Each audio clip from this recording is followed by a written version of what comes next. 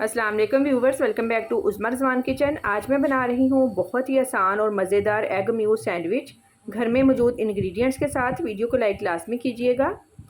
3 अंडों को बॉईल करके मैश कर लेंगे। स्मॉल प्याज चॉप करके डालेंगे। फ्रेश धनिया, 2 लहसुन के जवे ग्रेट करके डालेंगे, इससे बहुत ही अच्छा टेस्ट आता है। नमक 1/4 टी स्पून, कुटी काली मिर्च half tea spoon, lemon juice half table spoon, mayonnaise 1/4 cup. अच्छी तरह से मिक्स कर लेंगे।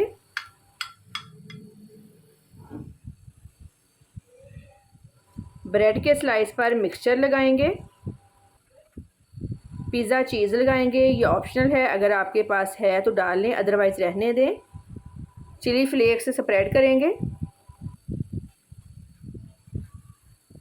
ऊपर दूसरा पीस रखकर बटर लगा लेंगे। अगर आपके पास बटर नहीं है तो आप ऑयल या घी भी लगा सकते हैं।